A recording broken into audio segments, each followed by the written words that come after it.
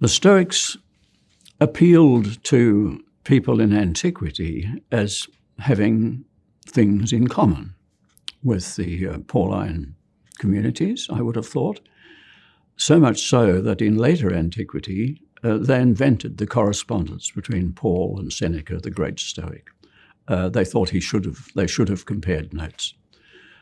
There have been many, many studies of whether they were the same. And the one that seizes my mind most simply is this, that the counterpart in the classical, i.e. Stoic ethical thought to what I'm calling care or love is courtesy.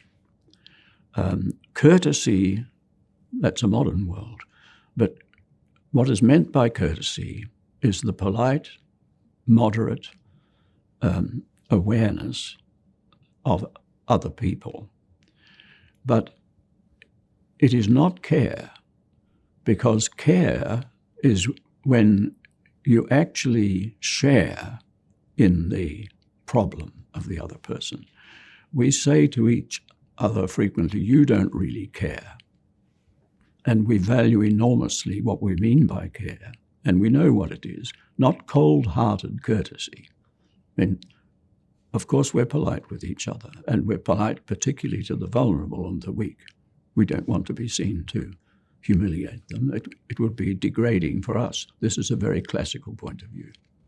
And so courtesy is a self-protective relationship with other people, where you treat them politely, but you sustain your own detachment by courtesy.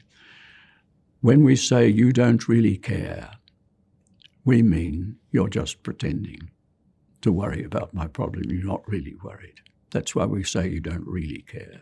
So care for us means actually bearing the cost. When you actually do something about the person you allegedly care for. And it is very different in spirit from courtesy. This is the real difference between the Stoic and the Christian bond between one person and another. In the Christian case, it is commitment to their problem, to share it.